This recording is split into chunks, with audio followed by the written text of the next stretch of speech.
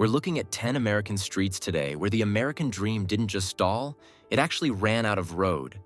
And before you say, oh, this is just a pandemic thing or crime thing or whatever easy answer you've got ready, I want you to hold off on that. Because what actually happened in these places is way more uncomfortable than any of those explanations. And it starts with rents and factory closings and a map that kept showing a thriving city long after the city had already checked out. Before we move on, please take a moment to subscribe to the channel and like the video. Number 1, Detroit, Michigan. Detroit once had 1.8 million people. Right now, it's sitting at under 630,000, and the city's land area didn't shrink 1 inch, so you've got a place the size of San Francisco, Boston, and Manhattan combined trying to serve a population that bailed out decades ago. And the weird part isn't that people left. It's that the city kept spending money like they didn't. New water mains got laid on blocks with 2 occupied houses. Streetlights got replaced on roads where nobody drove.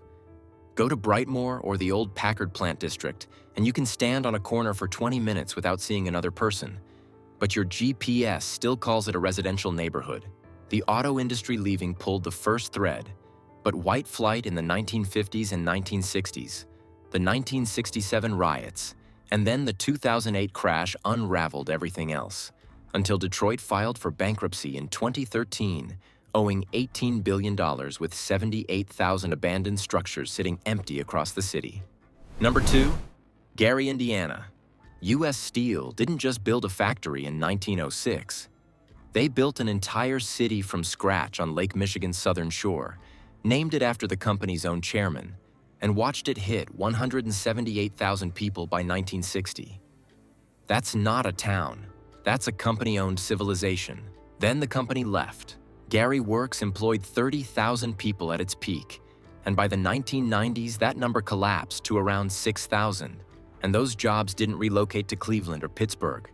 They went overseas or got eaten by machines, so the people who'd built their whole lives around that paycheck suddenly owned houses nobody wanted to buy in a city that couldn't fix its own streets. The tax base fell so hard that Gary went from 54 schools down to a handful, with empty gyms rotting from water damage while the kids those buildings were built for went somewhere else entirely. Number 3, East St. Louis, Illinois. You can literally see the St. Louis Arch from the streets of East St. Louis, Illinois. Same river, same skyline, completely different planet.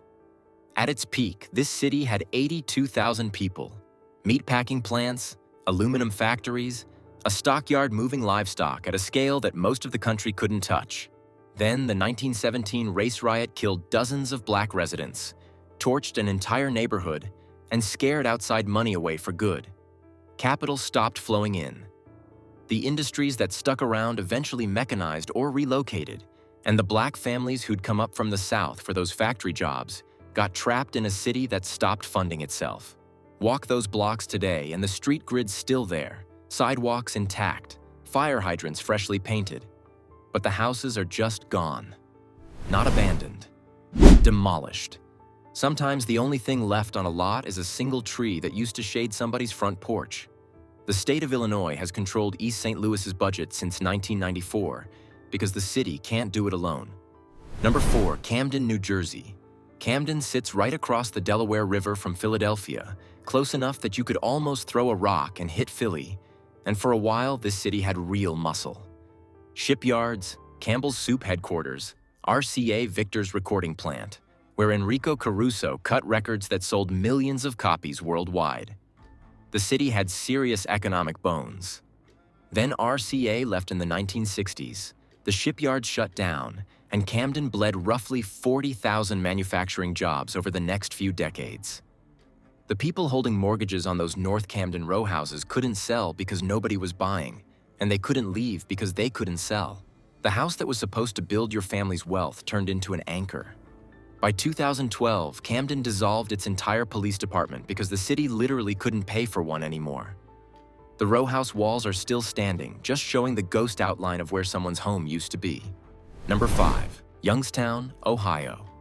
September 19th, 1977.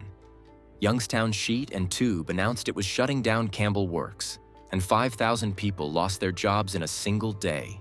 Locals called it Black Monday, and within a few years, the rest of the Mahoning Valley's steel operations folded too.